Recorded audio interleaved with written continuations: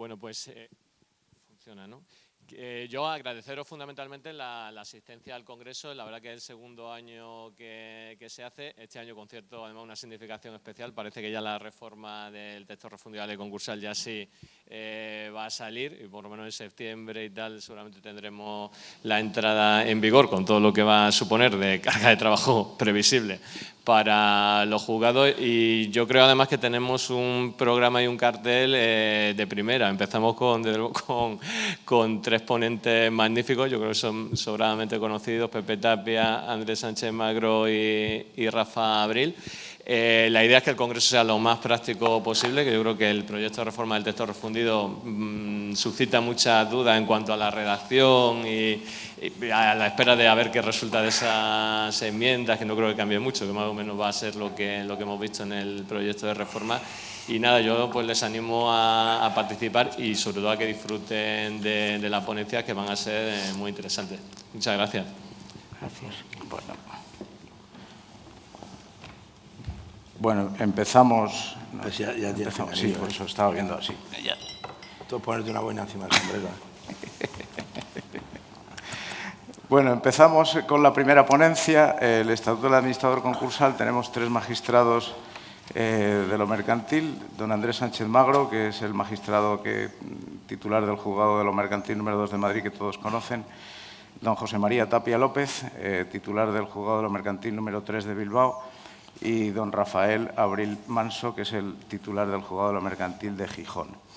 Nos van a presentar el Estatuto de la Administración Concursal, que como saben, ha cambiado notablemente como consecuencia del proyecto que tenemos en aprobación en el Congreso, ¿no?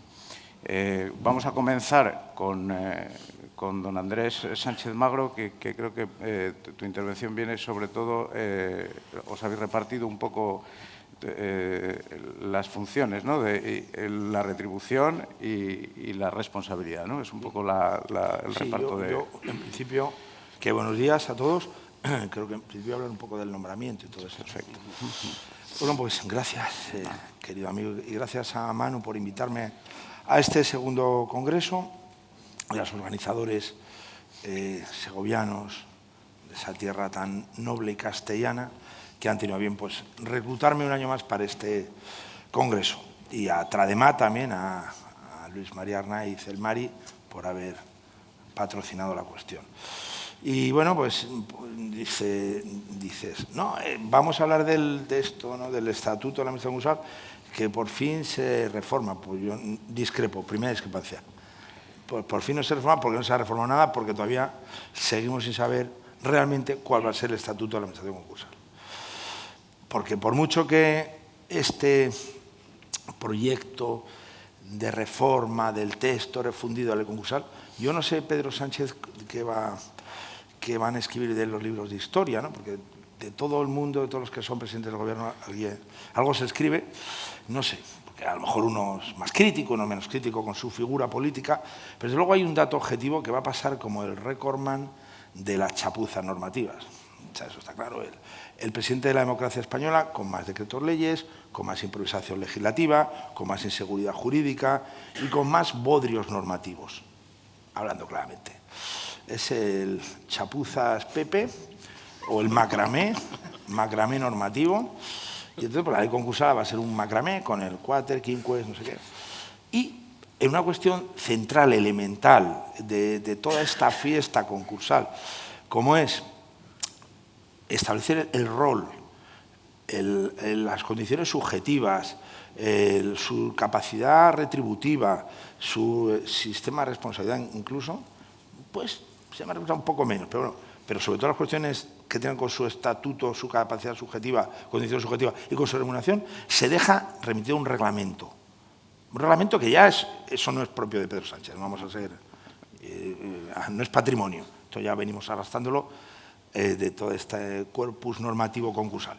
Pero ya, mire, hemos tenido una gran ocasión, después de que perdimos la ocasión de esperar al texto refundido ahora y no aprobarlo en pandemia y ver si las experiencias incluso de la pandemia y de los decretos ley nos servían, y tenemos este momento, pues oiga, ya de una vez déjese de la remisión al reglamento incorpore en la ley los elementos esenciales del estatuto, que son la condición subjetiva y es su sistema retributivo.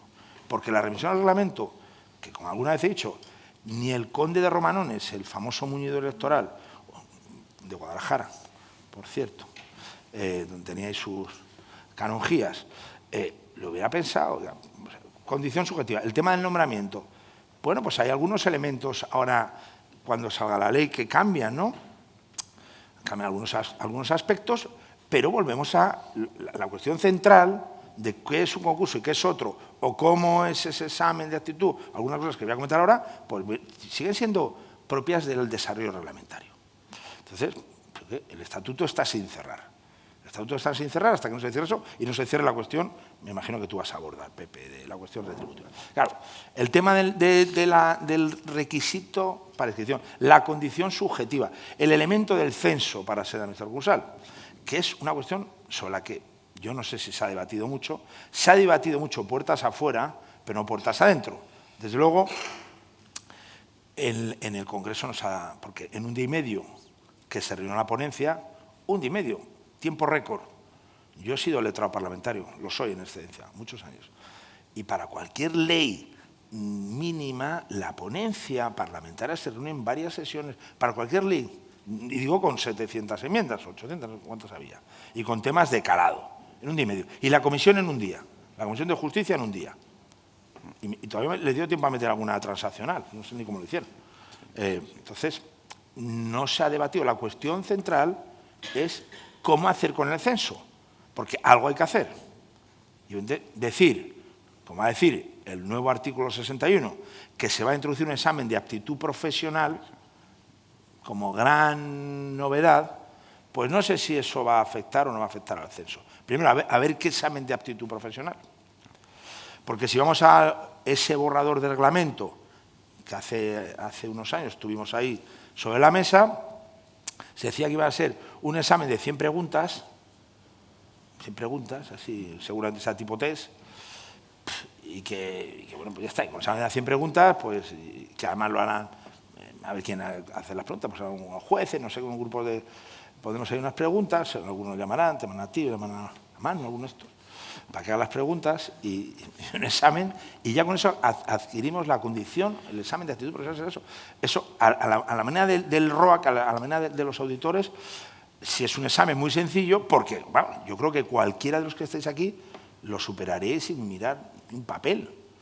Yo que a veces pienso que, y lo digo sin demagogia, yo creo que hay muchas veces, yo personalmente hablo con profesionales que están más cualificados que yo, que se saben mejor la ley concursal que yo, lo digo claramente. Los tíos o las tías que vienen a contarme un problema, digo, pero si es que eso lo tienen montado, ¿no? Ese examen en principio va a ser un paripé. Y seguramente sea con alguna excepción, el que lleve reglamentariamente, el que lleve no sé cuántos concursos, pues tampoco tiene que hacer el examen de actitud profesional. Esa es la gran novedad, el examen de actitud profesional.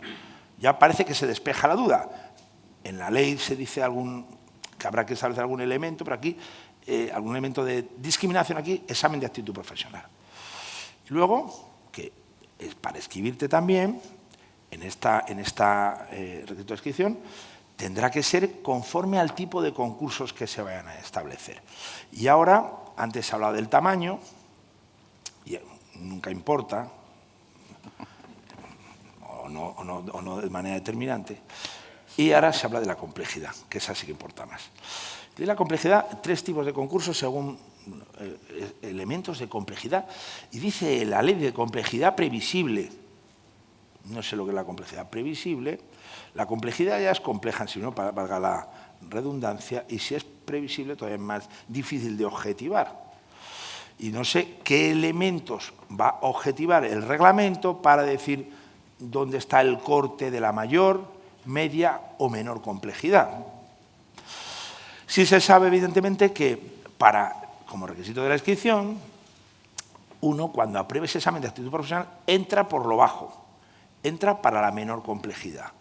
Y ya veremos si reglamentariamente se establecen otros requisitos adicionales, otra indeterminación, para la mediana o mayor complejidad. Solo se dice que el juez, si vas a nombrar a los de mayor complejidad, te vas a tener que salir, hablaremos un momento del tema del nombramiento, te vas a tener que salir del turno para valorar algunas cuestiones como son la adecuación, la experiencia a ese concurso de mayor complejidad, pero no sé cómo se hará, si lo único que se quiere es una motivación, eso sí, el juez tendrá que consultar el registro público concursal. El registro público concursal, no sé en qué consistirá la consulta, si será simplemente que te manden que hay una lista o que si la persona que quieres designar está inscrita en ella. Como digo, elementos en cuanto a la condición subjetiva, ¿qué dicen? Pues no dicen nada, es una cuestión de reglamento. Eso sí, se dice que si en caso de que se inscriban en ese registro público concursal personas jurídicas, sus socios o administradores tendrán que tener las mismas condiciones subjetivas que de la persona natural para ser inscrita. Y luego otro aspecto que también es un poco indeterminado, que es el tema del ámbito territorial. Dice, no, el requisito de inscripción, la persona con condiciones subjetivas, en principio porque ha aprobado ese examen de actitud profesional y por lo tanto está en el censo, tendrá que indicar a la hora de inscribirse en ese registro público concursal el ámbito territorial en el que quiere trabajar. España, ¿no? La Comunidad de Castilla y León, no sé, con lo cual no sé cuál es la historia, porque es otro brindis al sol, que no sé si el reglamento podrá decir, oiga, pues uno solo va a poder trabajar territorialmente. No, parece que no, parece que será, y además habría que ver si eso afecta contra el sistema comunitario en cuanto al ejercicio, libre ejercicio profesional. No sé muy bien por qué, simplemente con la indicación ámbito territorial y con decir España yo creo que estaría más bien acotado. ¿Y qué pasa con el nombramiento, que es la otra pieza siempre? Censo muy amplio y los jueces tienen o no tienen que nombrar a administradores concursales, la sospecha eterna del nombramiento del juez al administrador concursal, no la sospecha eterna de que el juez mande a prisión provisional o definitiva a alguien, eso no es una sospecha. Es más sospechoso nombrar un perito judicial que mandar a la cárcel, ¿no?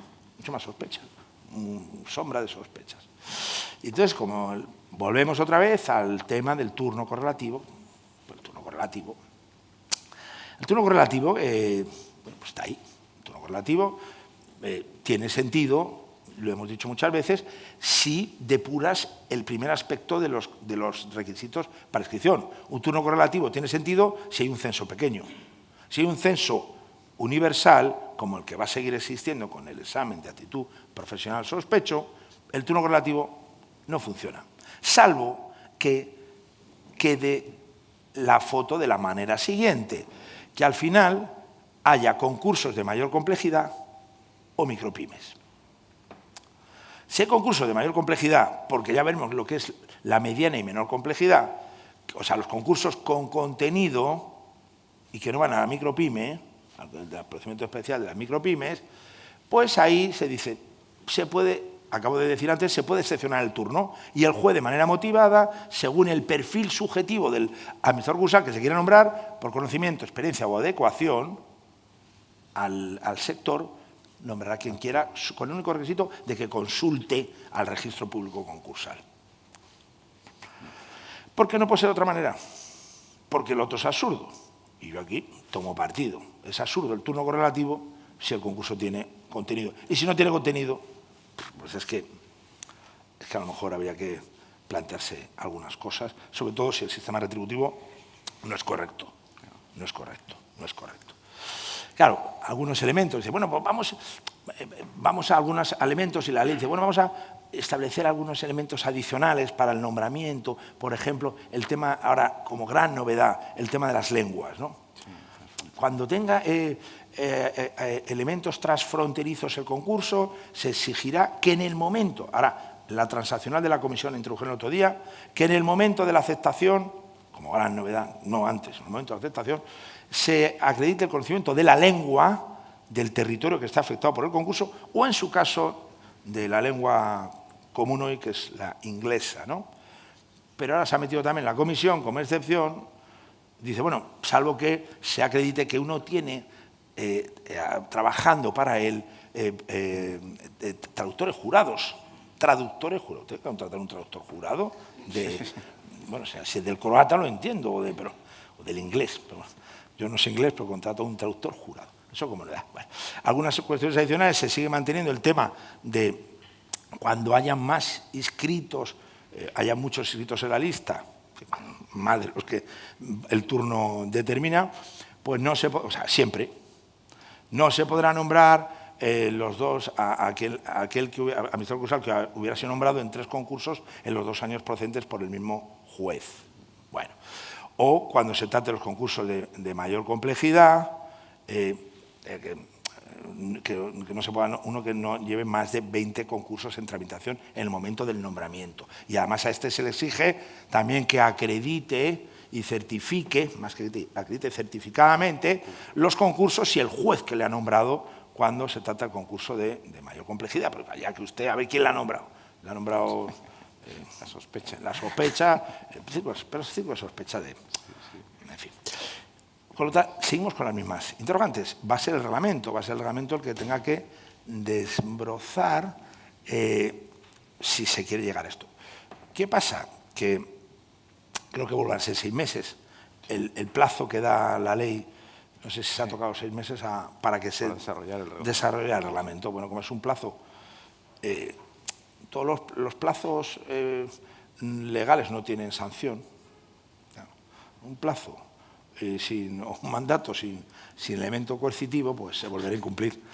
Se volverá a incumplir y supongo... Tienen sanción para los abogados. Para los abogados, pero no para el Ejecutivo. No para el Ejecutivo. Un Ejecutivo que va a entrar en una fase, me imagino, en fin, vamos a ver de qué, no sé cómo calificarla. A partir del otoño, es un otoño caliente, económico, otoño complicado, otoño político complicado, y no sé si va a haber un momento para el reglamento. También va a ser un otoño caliente en el tema concursal, ¿no? Porque se avecina... ¿O qué prevéis ahí? Eso yo no lo sé. Sí. Yo no lo sé, porque creo que la moratoria tan amplia, ¿no? Sí. Por decirlo de una manera fina, pues me imagino que va a determinar mucho bajada de persiana, ¿no? Sí, más que concursos, ¿no? Las previsiones por lo menos determinan que... No sé, se dan muchas bajas. Entonces yo digo, por concluir, el tema de los auxiliares delegados es una cosa que quería recalcar, que es una cuestión, parece menor, pero también se cambia el sistema de la auxiliaría delegada, prácticamente desaparece el concepto de auxiliar delegado y se deja simplemente que sea a discreción del administrador concursal. El que, cuando considere que la complejidad del concurso lo aconseja, se le nombran auxiliares delegados con especificación de funciones y, evidentemente, con la retribución a su cargo, ahí claramente. No se dice ahí, pero me imagino que se acabará diciendo en el reglamento, ¿no? Para que no haya ninguna posibilidad, que en algunas ocasiones ha sido bastante... no sé, práctica para nosotros el haber nombrado auxiliar delegado en alguna ocasión y con un sistema retributivo razonable. Mire, pues es que tendrá que ser, si es con cargo a la masa, tendrá que ser con cargo a la masa. Porque si es con cargo a la administración concursal, pues cuando la masa lo permitía y las circunstancias razonadas que así tenía que ser, a mí me parecía que todo lo que sea flexibilizar y dar margen de discreción al juez según el traje del concurso y el tamaño y las condiciones del concurso, me parece correcto. Todo lo que sea ir estrechando el traje, pues al final los botones explotan y le da alguno en el ojo, ¿no? Sí, de eso vamos a hablar ahora con José María. De los botones y el traje. Y de que estalle el traje, ¿no? Porque es verdad que el régimen de la retribución del administrador concursal también tiene bastantes alteraciones, incluso se reducen los honorarios en función de la duración de los plazos de las diferentes fases, ¿no? Parece interesante abordarlo para conocer desde el punto de vista de la administración concursal a dónde nos dirigimos.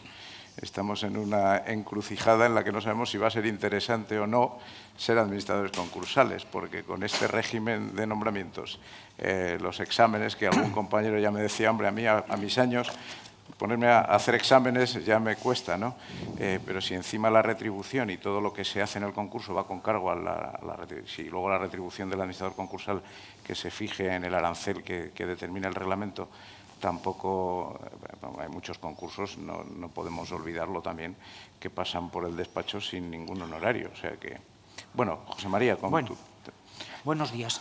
En primer lugar, pues dar las gracias a Manu, a Veray y a Trademat por la oportunidad que, aprovechando aquí la cumbre superinternacional de la OTAN, de hablar de este tema. En primer lugar, yo esta ponencia la di en Benicàssim y yo solo veo una persona que estuvo presente. Yo pedí este tema, primera hora de la mañana, bueno, pues si fuera a la mitad de la mañana, por la tarde. Tengo que se vaya. Porque lo que voy a contar, en Benicàssim, bueno, no salía a hombros porque era la hora de la comida y la gente estaba más pensando en la hora de comer que en lo que yo di, pero lo que sí que es cierto de que lo que voy yo a hablar es para hacer amigos y sobre todo pues para pensarse muy seriamente si merece la pena o no seguir desempeñando el trabajo de administrador concursal. Parece ser que bueno, todavía tenemos tiempo. Habla Andrés de Pedro Sánchez. Yo creo que estamos a 30 de junio, todavía hay tiempo de que se pueda prolongar la moratoria concursal. En España puede pasar de todo. Mientras estamos en IFEMA o en el Museo del Prado o lo que sea, pues hay tiempo más que de sobra para prolongar la moratoria concursal. Pero lo que sí que es cierto es que la reforma pues no les ha dado tiempo. Les tienen que habilitar el mes de julio para continuar adelante con las discusiones de todas y cada una de las ponencias, y dentro de las disposiciones transitorias dice que antes del 17 de julio del año 2022 pues el Gobierno empezará los trámites necesarios para la aprobación del reglamento o el estatuto jurídico de la Administración concursal, una cuestión que lleva discutiéndose desde que entró en vigor la Ley Concursal 2003-2004. Bueno, ¿qué voy a hacer? Yo primero voy a hablar de lo que va a venir, estas famosas reglas, bueno, de lo que va a venir, porque no viene, porque estamos todavía con el artículo 34, todo lo que se refiere al nombramiento de la Administración concursal.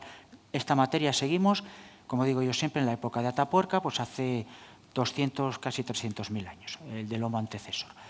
Luego voy a hablar, si sigue vigente, claro, como todavía no ha entrado en vigor, pues la nueva ley concursal, si sigue en vigor la disposición transitoria tercera del Real Decreto Ley 25/2015, con los problemas que ha planteado la sentencia del Tribunal Supremo de 28 de septiembre del año 2021, que es una sentencia, el problema que ahora tiene el Supremo son sentencias muy bien fundamentadas, pero que absolutamente no tienen en cuenta lo que es la realidad. Es lo que ocurre, pues Andrés y yo coincidimos en marzo en una ponencia del derecho de separación y a mí también me tocó hablar de una sentencia que está muy bien, pero no tiene en cuenta lo que ocurre efectivamente dentro del ámbito práctico de las sociedades. Y es lo que ocurre con esta disposición. Y luego ya, si la gente pues o se ha ido, bueno, tirarme por la ventana no, porque un primer piso no causa ningún problema, siempre hay una posibilidad de poder cobrar, ¿vale? Es el famoso concepto de la justa causa, ¿vale? Y yo voy a poner unos ejemplos muy sangrantes. Uno último que se me planteó cuando yo estaba en Burgos, que era muy sangrante, ¿vale? Pero hasta dónde hemos llegado y sobre todo hasta dónde ha llegado la agencia tributaria. Y yo ahora en Bilbao pues llevo desde octubre y no he tenido, nadie se me opone a la retribución, bueno, que se me va a oponer. Si la máxima retribución que he fijado ha sido 1.200 euros, ya no quiero que nadie se me oponga. En Burgos yo tuve un caso muy sangrante y eso lo quiero dejar para el final, pues para remate de fiesta. Vamos a partir en primer lugar de este anteproyecto, que prácticamente es lo que se refiere a los principios básicos y fundamentales que debe de regir lo que es la retribución de la Administración concursal, y hay que ponerlo directamente relacionado con el palo y la zanahoria, es decir, incentivos a la Administración concursal si cumple con sus funciones, una serie de incentivos negativos, es decir, la reducción de la retribución cuando no cumpla con los deberes fundamentales, independencia, imparcialidad, efectividad, etc. Y todo esto está directamente relacionado con la idea que subyace en este anteproyecto, que aquí lo verdaderamente importante es darle la mayor celeridad posible a la tramitación de los procedimientos concursales. No se está de acuerdo con el retraso en la tramitación de un concurso, no ya solo desde el punto de vista de los juzgados que no saben ni que existe, sino sobre todo desde el punto de vista de la actuación de la Administración concursal, que es lo que yo quiero poner en relación con un problema que se va a plantear ya mismo en el momento que decidan aprobar el estatuto jurídico con la regla de la duración, ¿vale? En primer lugar, se establece la regla de la exclusividad, que dice que la Administración concursal, no solo la Administración concursal, sino cualquier profesional que cumpla con él, que trabaje con él, o persona directamente vinculada o relacionada con él mismo, no podrá percibir más retribución que la fijada en el arancel actual del año 2004, en el que venga a fijarse en el Estatuto Jurídico de la Administración concursal, por sí o por cualquier otro tipo de auxiliar delegado, traductores jurados o cualquier persona que desempeñe sus trabajos en la sociedad que forme parte de la Administración concursal, no puede desempeñar por la asistencia técnica o jurídica o por la interposición de recursos. Es decir, aquí habla de la asistencia técnica o jurídica. Pero claro, ¿qué es la administración concursal? Porque muchas veces nos encontramos con el problema de los abogados que instan los concursos de acreedores, que en muchas ocasiones, una vez que presentan el concurso, si te he visto no me acuerdo, y es la administración concursal la que debe de llevar a cabo lo que es propiamente la asistencia técnica, es decir, no solo conducir a la sociedad a un enterramiento jurídico, sino pues, hacer funciones de letrado, psicólogo, etc. Por lo tanto, no tiene derecho a esta primera retribución por esa asistencia de carácter técnico jurídico. Y tampoco tendrá derecho, en el caso de que así se planteara, tampoco tiene derecho a percibir ningún tipo de retribución por la interposición de cualquier tipo de recurso. ¿Vale? Regla de la limitación. Aquí se establecen una serie de parámetros que dice que no podrá percibir o el importe máximo que pueda percibir la administración concursal será a través de dos mínimos, de dos parámetros fundamentales. Uno, el 1%, perdón, 1 millón de euros, o en el caso de multiplicar el 4% por la masa activa. Y luego voy a poner yo un ejemplo de una resolución del Juzgado de lo Mercantil de A Coruña en el que se fijó, claro, teniendo en cuenta estos dos parámetros, el 4%. Pero claro, el 4% era sobre cero. ¿Vale? Entonces, ahí el problema se plantea de... en la ponencia de Benicassin tenía por rúbrica Quo vadis administración concursal y también era pues, gratis et amore. Este es el ejemplo clásico. Era el 4% por cero euros. Pero ahí Nuria Fachal pues, estableció la posibilidad de que pudieran percibir. Y aquí ya que se establece un problema básico y fundamental, la regla de la duración. Si viene a establecer la fase común, fase de convenio, liquidación, no podrá exceder de 6 meses. Muy bien. Todos los concursos que existen actualmente en España, yo no conozco ninguno que exceda de más de 6 meses. Sobre todo en fase de liquidación, en el que todas las liquidaciones, desde el mismo momento que se presenta la propuesta de liquidación y se aprueba, en 3-4 meses un concurso está liquidado. ¿Vale? Han establecido un límite de 6 meses, como podían haber establecido 3, bueno, todavía lo pueden hacer, 2-3 meses, 1 año, año y medio. Pero el problema es que dicen que la fase común y la fase de convenio tiene la posibilidad de poder ampliar la retribución atendiendo pues, a la diligencia, a la efectividad de la administración concursal, es decir, una celeridad en el cumplimiento de sus obligaciones que lleve aparejado pues, una pronta terminación de la fase común o fase de convenio. Pero eso lo dice para la fase común y la fase de convenio. Pero si nos vamos a la fase de liquidación, dice que transcurrido el plazo de 6 meses no se devengará retribución alguna. Lo han ampliado a 8. A 8, sí. Bueno, 8 meses. Bueno, no sé, provisionalmente. Pues, ¿ves? Sí, el otro día en la Comisión Express me parece que... Pues entonces, hoy 8 meses, a lo mejor mañana dirán 8 meses. Pues te digo que no, 1 mes. Digo provisional. Digo. Bueno, pues por eso, ¿ves? Si es que esto es... Así es España. Derecho vivo. Exactamente. Pero vivo y coleante. 8 meses, lo mismo. En 2 meses más que de sobra para terminar un concurso. Pero aquí, en la liquidación, no se habla de la posibilidad de poder incrementar esa retribución cuando concurran situaciones excepcionales. Es decir, ese incentivo que se da a la administración concursal por la pronta realización de los bienes y derechos, por ejemplo, la venta de bienes y derechos por encima del porcentaje que se apliquen o la venta de la unidad productiva. Aquí no se establece excepción alguna, el problema es que si se interpreta literalmente, en este nuevo plazo de los 8 meses, a partir de los 8 meses más un día, no tiene derecho la administración concursal a percibir retribución alguna. Y todos sabemos lo que dura la liquidación. Y la regla de la eficiencia, que hay que ponerlo directamente relacionado con lo que voy a hablar ahora de la sentencia del Tribunal Supremo de 28 de septiembre del año 2001, en el que si la retribución de la administración concursal es un derecho o más bien una expectativa. Es lo que la jurisprudencia del Tribunal Supremo habla de retroactividad impropia y retroactividad auténtica, ¿vale? Y el problema se plantea si ese derecho que tiene la administración concursal a percibir su retribución es un derecho ya que se constituye por el mero hecho de ser nombrado, o como establece la jurisprudencia del Tribunal Supremo en esta sentencia del año 2021, es una mera expectativa por eso se plantea el problema de la retroactividad, sino que va en función de que vaya cumpliendo el cometido de administrador concursal conforme a las fases conforme se establezcan mensualmente. Y es en esta regla de la eficiencia con lo que se establecen los incentivos. Si tú cumples tus funciones de forma rápida, como es Piri González, pues tendrás derecho a una mayor retribución. Si tú incumples tus obligaciones o como consecuencia de la redacción de los informes provisionales de la masa activa y de la lista de acreedores, pues hay determinado número de incidentes concursales, pues se entiende que no has cumplido diligentemente con tus obligaciones y se establece pues una reducción, un incentivo de carácter negativo. ¿Vale? Eso es lo que hay ahora, no hay más. Porque siempre dice que todo esto estará pendiente de desarrollo a través del reglamento del Estatuto Jurídico de la Administración Concursal. La retribución es la que tenemos ahora. Y como es lo que tenemos ahora, se plantea el problema de si la disposición transitoria tercera de la Ley 25/2015 ha sido derogada por el Real Decreto Legislativo 1/2020, por el cual se aprueba el texto refundido de la Ley Concursal.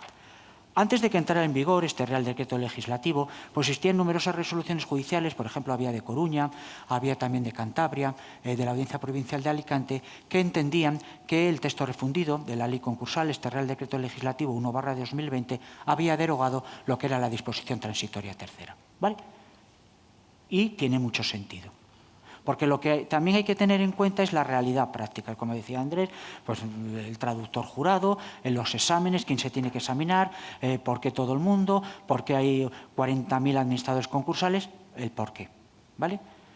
¿Por qué se va a desempeñar una función de administrador concursal si a partir de los 12 meses más un día no tienes derecho a percibir ninguna retribución, salvo los supuestos excepcionales de poder ampliarlo durante 2 trimestres, salvo que concurra justa causa? Es decir, una vez transcurrido el periodo de los 12 meses, seguís desempeñando el cargo de administración concursal sin cobrar absolutamente un céntimo. ¿Vale? Salvo, luego lo veremos para no dejar mal sabor de boca, la posibilidad de la justa causa.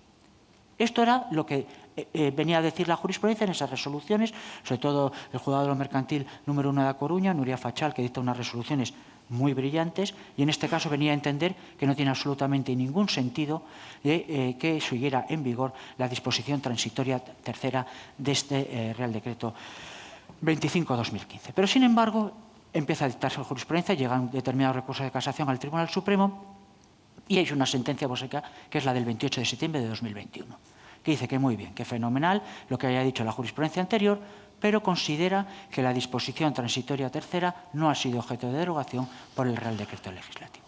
Y es aquí cuando empezamos con los términos del que utiliza el Tribunal Supremo, pues unos términos un tanto atípicos, extraños, de la retroactividad impropia y retroactividad auténtica. ¿Vale? Y viene a decir que no existe una derogación porque si nos vamos a las disposiciones derogatorias del Real Decreto Legislativo 1/2020 no hay ningún frase, párrafo que derogue expresamente esta disposición transitoria tercera. Y tampoco se entiende que exista una derogación tácita porque no hay una norma de rango igual o inferior a esa disposición transitoria, si lo ponemos en relación con el Real Decreto Ley, que se oponga. Pero sí se opone, porque existe la ley concursal en los artículos 34 y siguientes, en el que no viene a establecer ningún tipo de limitación en cuanto al ámbito temporal de la retribución de la administración concursal. Pero el Tribunal Supremo va más allá y viene a decir que sí, efectivamente, como no existe esa derogación expresa, tampoco existe esa derogación tácita, porque el derecho a la retribución no podremos decir es un derecho que vaya per se por el hecho de que el administrador concursal haya aceptado el cargo. Y viene a decir que toda persona que tenga a bien o a mal aceptar el cargo de administrador concursal ya sabe a lo que se atañe. ¿Vale? Es decir, tú sabes perfectamente que eres administrador concursal, pero tú sabes las consecuencias de tu cargo. Nadie te está obligando a aceptar.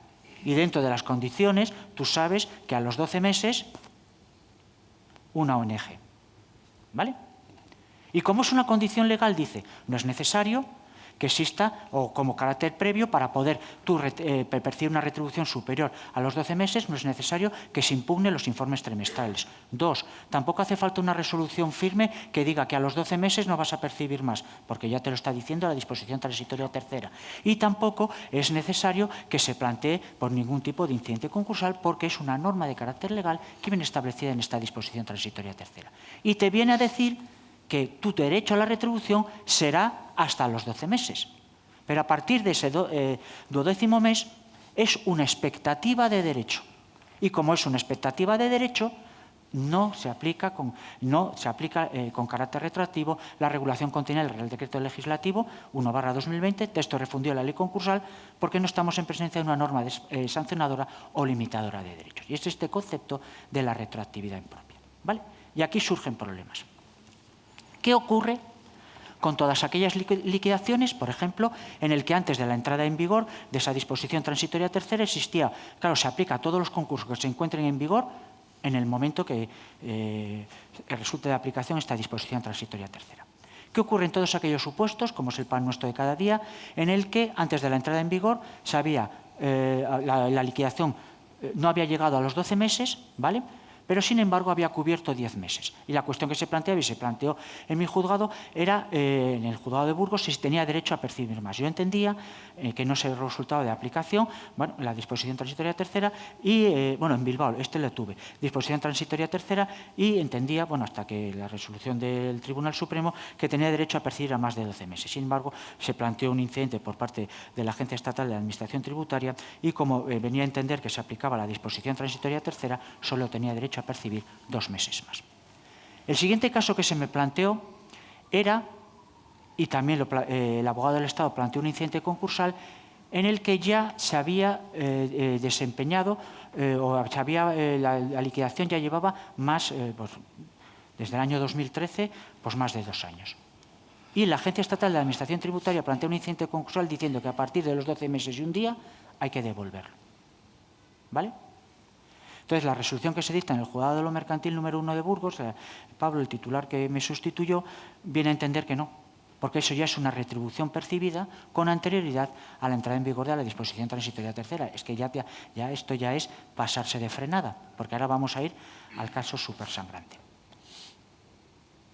Porque si tú ya has percibido por 20 meses, por 5 años, por 10 años, por mucho que la disposición transitoria tercera te diga que son 12 meses, es un derecho que tú ya tienes adquirido porque esa disposición transitoria no existía. Y por mucho que la agencia estatal te esté diciendo, oiga, devuélvame o devuelva la masa todo lo que esté de los 12 meses, no tiene derecho a percibirlo. Vale. Siguiente supuesto, el que os comentaba. ¿Cuánto me queda? Sí, estamos vale, ahí. Perfecto. Bueno, para poder hablar de la justa causa y que no me tiréis piedras. Una resolución que se dicta en el Juzgado de lo Mercantil de Coruña. Hemos visto que no tiene derecho a percibir la administración concursal o el importe máximo que tiene derecho a percibir la administración concursal será la que resulte de comparar 1 millón de euros o el 4% de la masa activa, la que resulte inferior. Y en este caso resultaba de aplicación como cuantía inferior el 4%. Y bien, pues un 4% de la masa activa, fenomenal. Pero se planteaba el problema de que la masa activa era 0 euros. Claro, 4 por 0, 0. Y la administración concursal solicita del juzgado de lo mercantil, claro, yo he estado desempeñando mi trabajo. Yo creo que ya me lo habéis oído, la esclavitud se habló hace mucho tiempo, en época de Lincoln, aquí en España la esclavitud no existe. Y decía que yo, por el desempeño de mi función de administrador concursal, por mucho que sea el 4%, tengo derecho a percibirlo. Y todo esto se plantea por una oposición de la agencia tributaria que viene a decir que si se ha elegido el 4%, pues o es susto o muerte. Elegiste susto, 4%, 0 euros. Pero aquí en este caso es la justa causa, pero más clara que el agua. Porque es que si no, si ya de por sí la administración, para ser administrador concursal hay que pensárselo mucho más. Si yo voy a desempeñar mi trabajo, yo voy a dedicar todos mis esfuerzos de mi despacho o del despacho profesional que tenga a todas las personas que trabajen conmigo, si yo estoy solo, pues gratis, pues no tiene ningún sentido. Y es en este caso en el que aprecia el concepto de justa causa y le establece una retribución. Un caso que se ha planteado en Burgos, no estoy yo. Nombramiento de administrador concursal. Yo no sé si por el hecho de nombrarle o por decir qué suerte he tenido o por la mala suerte fallece, ¿vale? Y percibe una cantidad de dinero. Entonces se designa un nuevo administrador concursal y la administración concursal solicita la retribución y llega a la Agencia Estatal de Administración Tributaria y le dice que no tiene derecho. En Burgos pelea mucho la agencia tributaria es que en contra la Burgos administración ya no está Luis concursal. Serrano, no está aquí en la Dirección General de la Administración de la Abogacía del Estado. Yo estuve con el que está ahora 1 año y medio y con él era la oposición a la rendición de cuentas. El último caso que tuve en Burgos, 78 céntimos. Bueno, en este caso, dice, como ya la Administración concursal, ente general, ha percibido, usted no tiene derecho a cobrar. Porque usted es administrador concursal. Da igual que seas Pepito Pérez o Juanito Fernández, Sociedad Limitada Profesional. Tú ya has cobrado. Claro, y llega la administración concursal y diga, oiga, señoría, este señor, por el susto de haberle nombrado, pues ejerció su cargo durante cierto tiempo, fallece, cobra, yo tendré derecho a cobrar, o salvo que yo plantee el concurso de la herencia del administrador concursal. La agencia tributaria le dice que no, y en este caso no es que sea justa causa. En este caso es cordura, sentido común, sensatez, normalidad. Un niño de 6-7 años lo entiende perfectamente. En este caso le dijo, fallece este pobre hombre, usted es designado una administración concursal distinta, que absolutamente no tenía nada que ver un otro, porque a lo mejor se podría plantear la discusión si fuera el mismo despacho o lo que fuera, que bueno, pero en este caso era pues un huevo o una castaña. Y en este caso, pues Pablo, el titular del juzgado de lo mercantil, pues no da la razón a la agencia tributaria y le concede una retribución por la parte que le quedaba de la fase común y lo que había desempeñado de liquidación hasta los 12 meses. Se recurre en apelación y ahí la Audiencia Provincial de Burgos da la razón al juzgado. Vale. Esto es lo que tenemos. Y esto es estos 6 meses de desarrollo reglamentario, de 6 meses, aunque dicen a partir de julio del año 2022, 15 de julio de 2022, yo creo que tardará mucho tiempo. Y entonces, claro, el problema que se plantea es, ¿a partir de los 12 meses la administración concursal tiene derecho a percibir? Sí. Pues claro que sí. Es que volvemos otra vez a la cordura, a la sensatez, a la lógica. Es como si a nosotros nos dijeran, a partir de 12 meses en el juzgado, desde que usted aceptó el cargo, no tiene derecho a cobrar. Bueno, yo creo, José María, agradeciéndote tu intervención, estamos yendo de mal en peor, que primero el nombramiento se complica, después la retribución mucho más, incluso se nos mueren los administradores concursales y ahora toca hablar de las responsabilidades en las que incurrimos y de las causas de separación, que tampoco son pequeñas, porque con pequeñas variaciones del inventario y de la lista de acreedores podemos incluso vernos separados del cargo, ¿no? Bueno, tienes la palabra, Rafa, para comentarnos. Muy bien, tu opinión acerca de la norma. Para quien no me conozca, soy Rafael Abril Manso, magistrado del Juzgado Mercantil de Gijón. Y en primer lugar quiero dar las gracias a los organizadores de este evento, de este segundo Congreso Mercantil de Madrid, por contar conmigo, especialmente al director también, don Manuel Ruiz de Lara, que hace que forme parte del equipo titular por segundo año y estoy dispuesto a renovar por este equipo de forma indefinida mientras estés tú de entrenador. O sea que felicitar a mis compañeros que yo la verdad, normalmente el último que interviene lo tiene siempre más jodido porque le toca hablar menos tiempo, tiene que condensar aquello que tenía pensado exponer de una forma tranquila, coherente, sensata. pero siempre al final se ve constreñido, pero yo estaba encantado. Imagino que los organizadores no, escuchando a mis compañeros como si no tengo que hablar. Estaba encantado. La materia da para mucho. Sí. Es una pena que tengamos solo una hora para compartirla entre los tres, pero reconozco que el título del Congreso, la reforma concursal, está relacionado con la materia que ellos han dicho o han expuesto anteriormente dentro del Estatuto de la Administración Concursal, nombramientos, prohibiciones, incompatibilidades, retribución. Pero es que la materia que me toca a mí, la responsabilidad civil, no es objeto de reforma concursal. Lo que quiere decir, uno, que yo ya acabé, dos, que hay que remitirse a la regulación actual. Yo estoy en la regulación actual. Cuando hablamos del Estatuto de la Administración Concursal tengo un descoloque absoluto con disposiciones transitorias, con normas de la ley concursal que están vigentes después en el texto refundido y que todavía con la reforma, el proyecto de ley de reforma, hasta que entre en vigor el reglamento, seguirán en vigor. Bueno, es un poco un galimatías de vigencia y de temporalidad de las normas que uno está a veces perdido, ¿no? Pero lo que sí es cierto es que, en principio, las previsiones son las de que los artículos 94 a 99 del texto refundido de la ley concursal, referidos a la responsabilidad civil de la administración concursal, no van a variar después de que ese proyecto de reforma del texto refundido se convierta en ley o en Real Decreto Ley. Y, bueno, eso nos deja por una parte tranquilos porque el régimen de responsabilidad que establece el texto refundido es muy severo, es muy rígido.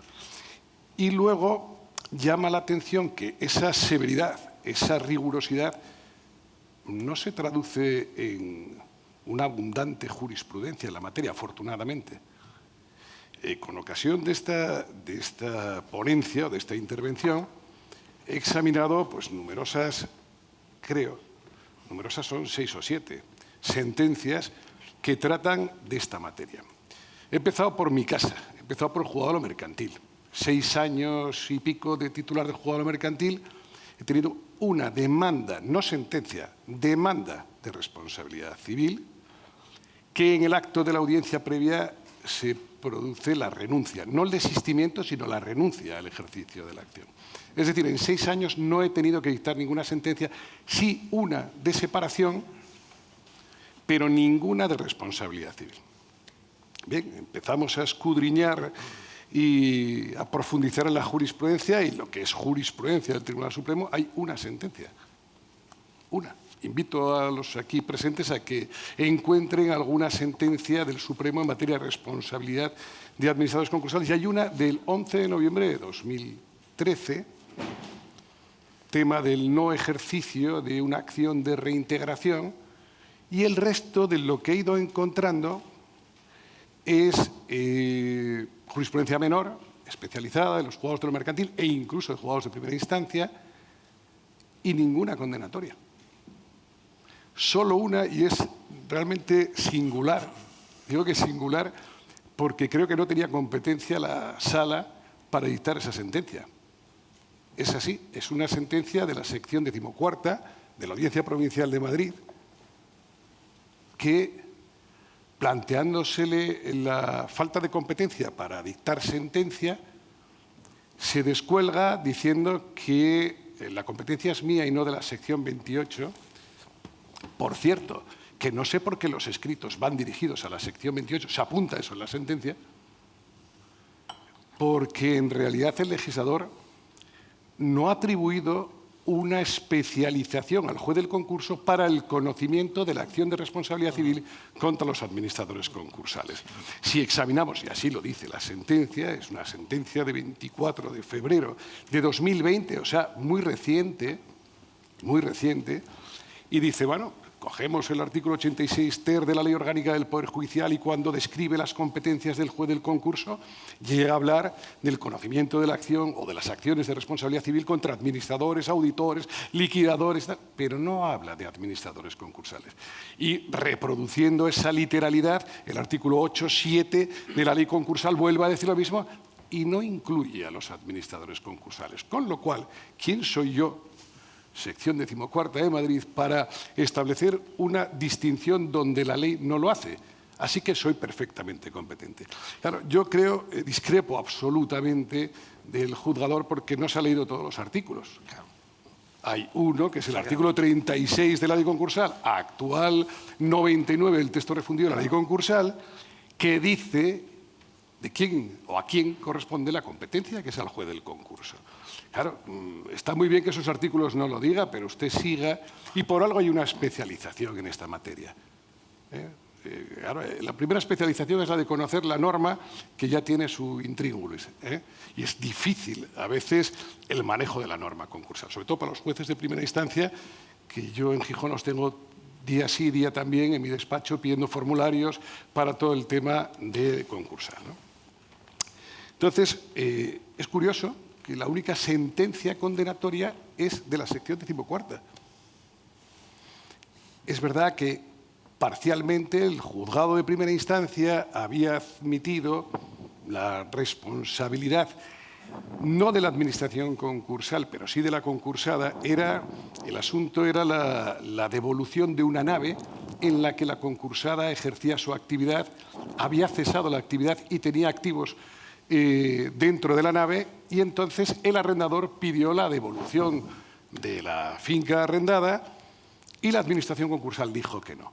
Fundamentalmente el motivo era, es que no tengo dónde llevarlo, no tengo tampoco tesorería, no tengo ninguna alternativa. De momento vamos a esperar a la fase de liquidación para que cuando venda estos bienes y los saque de ahí ya se le pueda devolver. Bueno, pues hubo un incidente, se estimó parcialmente, y ¿qué ocurrió? Que la generación de créditos contra la masa llevó al arrendador a que, ante una insuficiencia, promover la responsabilidad de la concursada, conjunta y solidariamente, con la del administrador concursal. Se estima parcialmente la demanda en primera instancia contra la concursada y se absuelve al administrador concursal, y en segunda instancia se condena al administrador concursal. A mí me llama la atención porque solo he encontrado esa sentencia. Y ese es un caso que también, no digo que sea habitual, pero dentro de la excepcionalidad de las demandas de responsabilidad civil se ha visto por juzgados de lo mercantil y no se condena por eso. No se condena. Y sí se ha condenado por una sección no especializada, cuando además se había absuelto por parte del juzgado de primera instancia. Y ahora vamos a analizar el por qué no hay muchas sentencias y por qué en su mayoría son absolutorias. La primera es una razón de perogrullo. No hay muchas sentencias porque no hay muchas demandas. ¿No? Es que son muy pocas las demandas de responsabilidad civil. ¿Y por qué? Y esta sería la segunda causa. Fundamentalmente por la especialización, por la experiencia. Es decir, hay unos filtros que van dirigidos a la acreditación de los conocimientos en la materia, que evidentemente deposita mucha más confianza en el profesional que ejerce esas funciones. Pero es que además el régimen de incompatibilidades y prohibiciones es muy severo también en el texto refundido de la ley concursal, con lo cual la consecuencia de esa especialización, esa amplitud y especialidad de conocimientos, y por otra parte el régimen de incompatibilidades y prohibiciones garantiza la objetividad, la independencia, la imparcialidad, y por tanto alguien que acredite o atesore todas esas cualidades, en principio es alguien que no es sospechoso de ser negligente en el ejercicio de sus funciones. Hay otras sospechas, que es que, bueno, lo sabemos, las retributivas que cobran mucho, que no es la regla general. Y, en particular, hay otra tercera causa, que es que ¿quién nombra al administrador concursal? El juez. ¿Quién es competente para conocer de la responsabilidad del administrador concursal? El juez que lo nombra. Entonces, claro, es un poco la pescadilla que se muerde la cola. Si el administrador concursal actúa bajo la supervisión del juez, en muchas ocasiones acudiendo al sistema de autorizaciones judiciales del 518 del texto refundido, el juez que lo nombra ya previamente, salvo que sea el turno correspondiente, o sea, que sea por lista, yo siempre utilizo una frase en Gijón, y muchos administradores que están aquí la conocen, y es que yo las putadas las hago por lista. Para los administradores concursales, cuando designo a alguien, lo designo con la intención de que cobre, que no trabaje para el inglés, pero reconozco que a veces tengo que hacer putadas y entonces ya tiro de lista. Al que le toque, pues le tocó. Entonces, el hecho de que el juez que designa a un administrador concursal deposite en él su confianza hace que realmente sea muy difícil que llegue a condenarle. No digo que no se den supuestos en los que se pueda valorar si concurre o no esa responsabilidad, pero lo cierto es que es difícil poder apreciarla.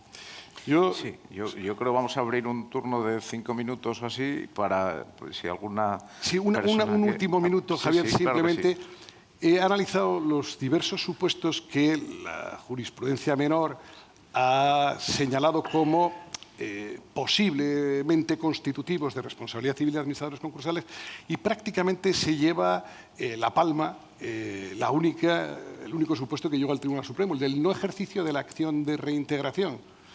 Y claro, es muy difícil que por no ejercitar una acción de reintegración te puedan exigir responsabilidad. Primero, porque hay una legitimación subsidiaria de los acreedores. Eso ya, yo no la ejercito, explico mis razones, ahí te va, si quieres la ejercitas tú. ¿Vale? Es verdad que tampoco te puedes amparar en eso para decir, oye, si, para no ejercitar la acción. Y ahí el Tribunal Supremo sí que ha dicho dos cosas que son moduladoras, de alguna manera, de el ejercicio de esa acción frente a la administración concursal. Y es que las expectativas han de ser claras para el éxito de la acción de reintegración. Y segundo, que compense económicamente, que se justifique que cuando voy a ejercitar esa acción realmente vaya a ingresar en la masa un dinero, sino para qué, litigar por litigar, juicios tengas y los ganes. Perdona, absolutamente casuístico de las acciones de reintegración, pero creo que ahora la ley ahora te exige, ¿no?, en el informe establecer las acciones de reintegración. Lo que no es razonable, en algún caso que a mí se me ha dado, es que tú pongas más de 70 acciones reintegrables y luego no ejercite ninguna. Ninguna, claro. Ese es el supuesto, digamos, estrella en tal. Pero luego, bueno, yo he visto, pues, por no ejercitar las medidas cautelares del artículo 133, como garantía o cobertura previa del déficit concursal para el supuesto de que haya sentencia condenatoria en la sección de calificación. Es aventuradísimo, aventuradísimo. O el cesar en la actividad cuando podía haber promovido la venta de la unidad productiva. Hay una sentencia del Juzgado Mercantil 2 de Barcelona que dice que es que, bueno, eso está muy bien cuando tenemos una alternativa, es decir, cuando hay una oferta de un tercero que está dispuesto a adquirir la unidad productiva, pero así abstractamente, si no tenemos ninguna oferta, que el cese de la actividad pueda constituir una responsabilidad de la administración concursal porque pudiera haberse vendido la unidad productiva, pues eso es como el mantenimiento. Es decir, si en vez de cesar lo mantenemos, es que usted llegó un momento en el que podía haber cesado. Pues la actividad, es decir... Verás el efecto que tiene la reducción de plazos de las fases de la reducción. O sea, el efecto que tiene... ¿Sabes? Yo creo que brillantísimo lo que acabas de exponer, y además las razones, como has argumentado, el por qué no hay acciones, ni va a haber acciones de responsabilidad civil. Yo creo que no va a haber nunca. Eso es una buena noticia, pero la mala, para mí, y sobre todo ahora con la nueva redacción que va a haber de la ley, donde el único deber del administrador es el deber de diligencia. Eso sí. Bueno, el deber de diligencia, con los cánones, me imagino, propios de lo mercantil, del administrador societario, el estándar de diligencia. La mala noticia para mí es que no va a haber acciones de responsabilidad civil, pero sí penales. Porque no tampoco para... La gente, hay un café que echen ahí orujo, que echen orujo al café ya. Responsabilidad penal, que echen a correr ya despavoridos que... Supere el café. No, lo digo por ser un poco malvado, porque las... No, claro, ¿por qué te ocurre? Que los jueces de lo mercantil, y aquí nos vamos a poner, aunque soy muy crítico siempre con nosotros mismos, somos razonables. Eso. Y lo que tú acabas de decir, Rafa, bien. O sea, si tú no me das a un tío, es que si no le tienes un control de él y pues luego, claro, pues no. Y normalmente tenemos control de a quien nombramos. Pero ¿qué pasa? Que cuando algún revoltoso quiera ir contra el administrador concursal, que sabe que civilmente no va a poder ir por todo lo que tú acabas de exponer brillantemente, está la malvada regulación del Código Penal. La administración desleal. El delito concursal, como está redactado, que desde 2015, que es un disparate. Entonces, como se escarbando, hasta el punto de que hay administración culposa, delito culposo, ¿no? Delito concursal culposo, por lo cual yo no digo para que tengamos el cuadro completo. Es objeto de la próxima ponencia, yo Por creo. eso. Yo, si Manu lo tiene a bien, vuelvo a quitarme el chándal y salgo titular al tercer Congreso Mercantil del año que viene, Bueno, sea cual sea el título. Agradeciendo mucho vuestras exposiciones brillantes y, como siempre, son lecturas de la norma que nos viene muy, muy interesantes. Abrimos, si queréis, un periodo de 5 minutos por si alguna persona quiere intervenir para formular alguna pregunta, pues encantados. Y si no hay preguntas, pues nos vamos a tomar un café, exactamente, con orujo o con el whisky ya directamente, Andrés, porque el panorama, desde luego, es desolador en gran medida, ¿no? Esperemos que con el reglamento todo esto pueda fluir. Bueno, muchísimas gracias. Yo personalmente...